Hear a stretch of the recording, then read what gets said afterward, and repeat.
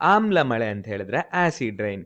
ಈ ಮೂವಿನಲ್ಲಿ ಮಳೆ ಬರುತ್ತಲ್ವಾ, ಮಳೆನಲ್ಲಿ ಆಸಿಡ್ ಇರೋ ತರ ಅಲ್ಲ, ಇದು ಬೇರೆ ತರ ಇರೋಂತ ಒಂದು ಹೊಸ ವಿಷಯ. ಈ ಆಮ್ಲ ಮಳೆನಲ್ಲಿ ನಾವು ನೆಂದ್ರೆ ನಮ್ ಚರ್ಮ ಏನು ಸುಟ್ಟೋಗಲ್ಲ. ಸೊ ಈ ಆಮ್ಲ ಮಳೆ ಅಂದ್ರೆ ಏನು, ಹೆಂಗ್ ಫಾರ್ಮ್ ಆಗುತ್ತೆ, ಇದನ್ನೆಲ್ಲ ನಾವು ಈ ವಿಡಿಯೋದಲ್ಲಿ ತಿಳ್ಕೊಳ್ಳೋಣ. ಇದಕ್ಕೋಸ್ಕರ ನಾವು pH ಮಾಪಕವನ್ನ ಪರಿಗಣಿಸೋಣ. ಈ ರೀತಿ ಇರುತ್ತೆ. ಇಲ್ಲಿ 0, 7, 14. 0 ಅಂತ ಹೇಳಿದ್ರೆ ಆಮ್ಲ, 7 ಅಂತ ಹೇಳಿದ್ರೆ ತಟಸ್ಥ, 14 ಅಂತ ಹೇಳಿದ್ರೆ ಪ್ರತ್ಯಮ್ಲ. ನಮಗೆ ಸಾಮಾನ್ಯ ಮಳೆ ಅನ್ನೋದು ಗೊತ್ತಿರುತ್ತೆ. ಸಾಮಾನ್ಯ ಮಳೆಯ pH ವ್ಯಾಲ್ಯೂ ಎಷ್ಟಿರುತ್ತೆ ಅಂತ ಹೇಳಿದ್ರೆ ಸರಿಸುಮಾರು 5.5 ಇರುತ್ತೆ. ಇದು ಸಾಮಾನ್ಯ ಮಳೆಯ pH ವ್ಯಾಲ್ಯೂ. ಅದೇ ತರ ಆಮ್ಲ ಮಳೆಯ pH ವ್ಯಾಲ್ಯೂ ಎಲ್ಲಿರುತ್ತೆ ಗೊತ್ತಾ? ಸರಿಸುಮಾರು 4 ಆಗಿರುತ್ತೆ. 4, 4.1 ಇದರ ಆಚೆ ಈಚೆ ಇರುತ್ತೆ. ಈಗ ಆಮ್ಲ ಮಳೆಯ pH ವ್ಯಾಲ್ಯೂ ಗೊತ್ತಾಯ್ತು. ಆಮ್ಲ ಮಳೆ ಹೆಂಗ್ ಫಾರ್ಮ್ ಆಗುತ್ತೆ ಅನ್ನೋದು ತಿಳ್ಕೊಳ್ಳೋಣ. ಹೆಂಗ್ ಫಾರ್ಮ್ ಆಗುತ್ತೆ ಅನ್ನಕ್ ಮುಂಚೆ ಯಾಕೆ ಫಾರ್ಮ್ ಆಗುತ್ತೆ ಅನ್ನೋದು ಗೊತ್ತಿರ್ಬೇಕಲ್ವಾ?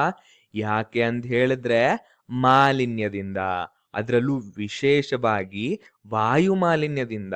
ನಮ್ಮೂರುಗಳಲ್ಲಿ ಈ ರೀತಿ ಫ್ಯಾಕ್ಟ್ರಿಗಳು ನೋಡಿರ್ತೀವಿ, ಈ ರೀತಿ ಯಥೇಚ್ಛವಾದ ವಾಹನಗಳಿಂದ ಮಾಲಿನ್ಯ ಆಗೋದನ್ನು ನೋಡಿರ್ತೀವಿ. ವಾಹನಗಳಿಗೆ ಬಳಸುವ ಇಂಧನಗಳನ್ನು ಫಾಸಿಲ್ ಇಂಧನಗಳು ಅಂತ ಕರೆಯುತ್ತಾರೆ. ಇವು ಹಳೆಯ ಕಾಲದಲ್ಲಿ ಸತ್ತು ಹೋದ ಸಸ್ಯ ಮತ್ತು ಪ್ರಾಣಿಗಳ ಅವಶೇಷಣಗಳಿಂದ ನಿರ್ಮಾಣವಾಗಿವೆ. ಉದಾಹರಣೆಗೆ ಕಲ್ಲಿದ್ದಲು ಮತ್ತು ತೈಲ. ಈ ಕಲ್ಲಿದ್ದಲು ತೈಲಗಳನ್ನು ಸುಟ್ಟಾಗ ಇವುಗಳಲ್ಲಿರುವ ಸಲ್ಫರ್ ಕೂಡ ಸುಡುತ್ತದೆ.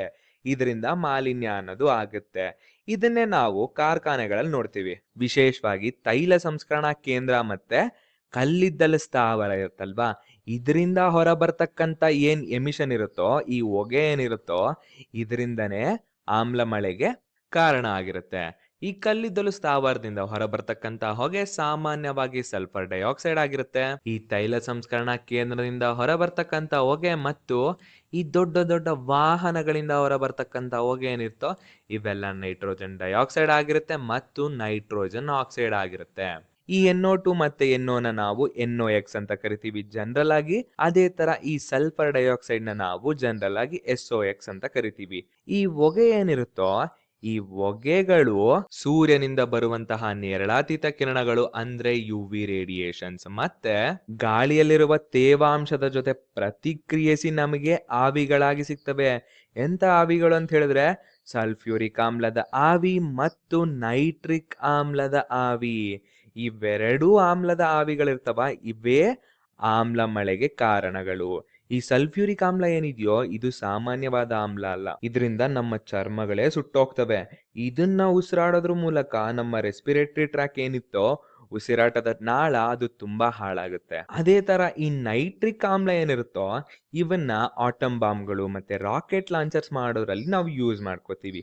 ಈ ಎರಡು ಆಮ್ಲಗಳೇನಿದೆಯೋ, ಇವೇ ಆಮ್ಲ ಮಳೆಗೆ ಪ್ರಮುಖ ಕಾರಣಗಳು.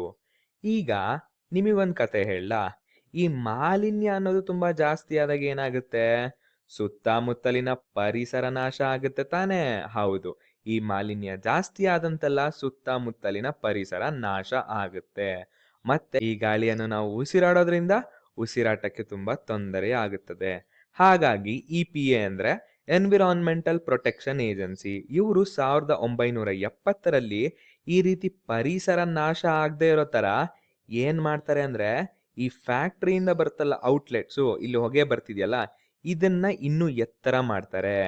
ಈ ಪೈಪ್ಗಳನ್ನ ಇನ್ನೂ ಎತ್ತರ ಮಾಡಿದ್ರೆ ಹೊಗೆ ಅಷ್ಟು ಈಸಿಯಾಗಿ ಇಲ್ಲೇ ಬರಲ್ಲ, ತುಂಬಾ ಮೇಲೆಗಡೆ ಹೋಗಿ ಆಮೇಲೆ ಎಕ್ಸಿಟ್ ಆಗುತ್ತೆ. ನೋಡಿ, ಈ ರೀತಿ ತುಂಬಾ ಮೇಲೆಗಡೆ ಹೋಗಿ ಆಮೇಲೆ ಮೋಡಗಳ ಹತ್ರ ಹತ್ರ ಈ ಹೊಗೆ ಅನ್ನೋದು ಹೊರಗಡೆ ಬರುತ್ತೆ. ಇದು ಇಷ್ಟ ಮೇಲೆ ಹೋದಾಗ ಸುತ್ತಮುತ್ತಲಿನ ಪರಿಸರ ಏನೂ ಆಗಲ್ಲ. ಮತ್ತೆ ಗಾಳಿ ಅನ್ನೋದು ಈ ಹೊಗೆ ಏನಿದೆಯೋ, ಇದನ್ನ ತುಂಬಾ ಮೂವ್ ಮಾಡ್ತಾ ಹೋಗುತ್ತೆ. ಹೆಂಗೆ ಅಂತ ಹೇಳಿದ್ರೆ, ಹತ್ತತ್ರ ಸರಿಸುಮಾರು 1000 ಕಿಲೋಮೀಟರ್ ಅಥವಾ 600 ಮೈಲಿಯಷ್ಟು ದೂರ ಮೂವ್ ಮಾಡ್ಕೊಂಡು ಎತ್ಕೊಂಡು ಹೋಗಿರುತ್ತೆ. ಅಲ್ಲಿರೋ ಮನೆಗಳೇನಿದೆಯೋ, ಅಲ್ಲಿರೋ ಪರಿಸರದ ಹತ್ರ ಈ ಆಮ್ಲ ಮಳೆ ಅನ್ನೋದು ಬರುತ್ತೆ. ಆಮ್ಲ ಮಳೆ ಹೆಂಗ್ ಬರುತ್ತಪ್ಪ ಅಂತ ಹೇಳಿದ್ರೆ, ಆಗ್ಲೇ ಹೇಳಿದ್ನಲ್ಲ ಆವಿಗಳು, ಸಲ್ಫರ್ ಡೈಆಕ್ಸೈಡ್ ಆವಿ, ನೈಟ್ರಿಕ್ ಆಕ್ಸೈಡ್ ಆವಿ, ಇವುಗಳೇ ಪರಿವರ್ತನೆ ಆಗಿ ಮಳೆಯ ರೂಪದಲ್ಲಿ ಬರುತ್ತವೆ. ನೋಡಿ, ಈ ಫ್ಯಾಕ್ಟ್ರಿ ಅಕ್ಕಪಕ್ಕನೆ ಬರಲ್ಲ, ಅಲ್ಲಿಂದ 1000 ಕಿಲೋಮೀಟರ್ ಮುಂದೆ ಹೋದ್ಮೇಲೆ ಅಲ್ಲಿ ಆಮ್ಲ ಮಳೆ ಅನ್ನೋದು ಬರುತ್ತೆ. ಆಮ್ಲ ಮಳೆ ಅಂತ ಹೇಳಿದ್ರೆ ಹೆಂಗಿರುತ್ತೆ? ಬರೀ ಜೋರ್ ಮಳೆ ಅಂತ ಅಲ್ಲ, ಇದು ಹಿಮದ ರೂಪದಲ್ಲಿ ಆಗಿರ್ಬೋದು, ಮಂಜಿನ ರೂಪದಲ್ಲಿ, ಮೋಡದ ಆವಿ ರೂಪದಲ್ಲಿ, ಅಥವಾ ಧೂಳಿನ ಕಣಗಳ ರೂಪದಲ್ಲಿ. ಅಥವಾ ಇವೆಲ್ಲದರ ಮಿಕ್ಸರ್ ಆಗಿ ಸಹ ಆಮ್ಲ ಮಳೆ ಅನ್ನೋದನ್ನ ನಾವು ನೋಡ್ಬೋದು. ಈ ರೀತಿ ಆಮ್ಲ ಮಳೆ ಹೆಂಗ್ ಬರುತ್ತೆ ಅಂತ ಗೊತ್ತಾಯ್ತು. ಈಗ ಆಮ್ಲ ಮಳೆಯ ಪರಿಣಾಮಗಳನ್ನ ನೋಡೋಣ. ಏನ್ ಆಮ್ಲ ಮಳೆಯ ಪರಿಣಾಮಗಳು?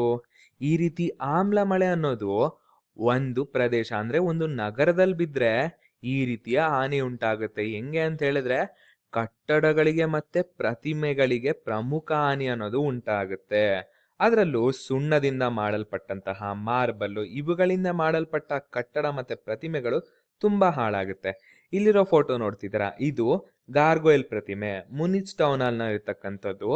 ಇದು ಆಮ್ಲ ಮಳೆ ಬಿದ್ದು ಬಿದ್ದು ಈ ರೀತಿ ನಾವು ಗುರ್ತೇ ಹಿಡಿಯಕ್ ಆಗದೆ ಇರೋ ತರ ಆಗೋಗಿದೆ. ಇದೇ ಮಳೆ ಸರೋವರದ ಕಡೆ ಬಿದ್ರೆ ಏನಾಗುತ್ತೆ ಅಂತ ಹೇಳಿದ್ರೆ ಮಣ್ಣಿನಲ್ಲಿರುವ ಲೋಹಗಳನ್ನು ಹೊರ ಹಾಕುತ್ತದೆ. ಇದರಲ್ಲಿರ್ತಕ್ಕಂಥ ಪೌಷ್ಟಿಕಾಂಶ ನ್ಯೂಟ್ರಿಯೆಂಟ್ಸ್ ಏನಿರುತ್ತೋ ಅವೆಲ್ಲ ನಾಶ ಆಗೋಗುತ್ತೆ. ಮತ್ತೆ ನೀರಲ್ಲಿರ್ತಕ್ಕಂಥ ಜಲಚರ ಪ್ರಾಣಿಗಳೇನಿದೆಯೋ ಇವೆಲ್ಲ ಸಾವಿಗೆ ತುತ್ತಾಗುತ್ತವೆ. ಅದೇ ಮಳೆ ಕಾಡಲ್ ಬಿದ್ರೆ ಏನಾಗುತ್ತೆ? ಈ ರೀತಿ ಎಲೆಗಳೆಲ್ಲ ಉದುರಿ ಹೋಗ್ತವೆ. ಮನುಷ್ಯರು ಪ್ರಾಣಿಗಳು ಈ ಆಮ್ಲ ಮಳೆಯನ್ನು ಅಂದ್ರೆ ಆಮ್ಲ ಮಳೆ ಇರೋ ಕಡೆ ಹೋಗಿ ನಾವು ಉಸಿರಾಟ ಮಾಡಿದ್ರೆ ಅವರ ಉಸಿರಾಟಕ್ಕೆ ತುಂಬಾ ತೊಂದರೆ ಅನ್ನೋದು ಆಗುತ್ತೆ. ಮತ್ತೆ ಇನ್ನೊಂದು ಪ್ರಶ್ನೆ ಇರ್ಬೇಕಲ್ವಾ? ಈ ಆಮ್ಲ ಮಳೆಯಿಂದ ನಮ್ಮ ಚರ್ಮ ಸುಡಲ್ಪಡುತ್ತಾ? ಈ ರೀತಿ ಕೇಳಿದ್ರೆ ನಾನಂತೂ ಇಲ್ಲ ಅಂತಾನೆ ಹೇಳ್ತೀನಿ. ಯಾಕಂತ ಹೇಳಿದ್ರೆ ಆಮ್ಲ ಮಳೆಯ pH ವ್ಯಾಲ್ಯೂ ಎಷ್ಟಪ್ಪ? 4. ನಮ್ಮ ಚರ್ಮ ಸುಟ್ಟೋಗ್ಬೇಕು ಅಂತ ಹೇಳಿದ್ರೆ pH ಮೌಲ್ಯ 1 ಆಗಿರ್ಬೇಕು. ಅಂದ್ರೆ ತುಂಬಾ ಆಮ್ಲೀಯವಾಗಿರ್ಬೇಕು. ಈ ಆಮ್ಲ ಮಳೆ ಅನ್ನೋದು ತುಂಬಾ ಆಮ್ಲೀಯ ಅಲ್ಲ. ಹಾಗಿರೋದ್ರಿಂದ ನಮ್ಮ ಚರ್ಮ ಅನ್ನೋದು ಸುಟ್ಟೋಗಲ್ಲ. ಮತ್ತೆ ಈ ಆಮ್ಲ ಮಳೆ ಕಮ್ಮಿ ಆಗೋದಕ್ಕೆ ಏನೇನ್ ಕ್ರಮ ತಗೊಂಡಿದೀವಿ ಅಂತ ಹೇಳಿದ್ರೆ 1990ರಲ್ಲಿ EPA ಎನ್ವಿರಾನ್ಮೆಂಟಲ್ ಪ್ರೊಟೆಕ್ಷನ್ ಏಜೆನ್ಸಿ ಅವರು ಆಮ್ಲ ಮಳೆಯನ್ನ ತಡೆಗಟ್ಟೋದಕ್ಕೆ ಒಂದು ವಿಶೇಷವಾಗಿರ್ತಕ್ಕಂಥ ಕಾರ್ಯಕ್ರಮ ಮಾಡಿರ್ತಾರೆ. ಅದನ್ನೇ ಮತ್ತೆ 2019ರಲ್ಲಿ ಚೆಕ್ ಮಾಡಿದಾಗ 1990 ಕಂಪೇರ್ ಮಾಡಿದ್ರೆ ಅಂದ್ರೆ ಹೋಲಿಸ್ಕೊಂಡ್ರೆ 94% SO2 ಸಲ್ಫರ್ ಡೈಆಕ್ಸೈಡ್ ಕಮ್ಮಿ ಆಗಿದೆ. 86% ನೈಟ್ರೋಜನ್ ಆಕ್ಸೈಡು ಕಮ್ಮಿ ಆಗಿದೆ. ಇದು ಬಂದು USA ನಲ್ಲಾಗಿರ್ತಕ್ಕಂಥದ್ದು. ಈಗ ನಮ್ಮ ಸುತ್ತಮುತ್ತಲಿನ ಪ್ರದೇಶ ಏನಿದೆಯೋ ಇಲ್ಲಿ ಆಮ್ಲೀಯ ಮಳೆ ಅನ್ನೋದು ತುಂಬಾ ಸಮಸ್ಯೆಯಾಗೇ ಉಳಿದಿದೆ. ಈಗ ಇದನ್ನ ತಡೆಗಟ್ಟಕ್ ನಾವೇನ್ ಮಾಡ್ಬೇಕು?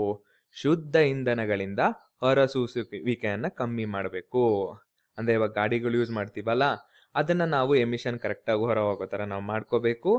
ಗಾಡಿಗಳ ಬದಲಿಗೆ ಮತ್ತೆ ಇನ್ನೊಂದು ಪೊಲ್ಯೂಷನ್ ಆಗದಿರೋ ತರ solar energy, electrical vehicles, electrical ಗಾಡಿಗಳು, ಹೈಡ್ರೋ ಪವರ್ಸು ಇದನ್ನೆಲ್ಲ ಬಳಸುವ ಮೂಲಕ ನಾವು ಎಮಿಷನ್ನ ಕಂಟ್ರೋಲ್ ಮಾಡಿ ಆಮ್ಲ ಮಳೆ ಬರದೇ ಇರೋ ತರ ನಾವು ಕಾಪಾಡ್ಕೋಬೇಕು.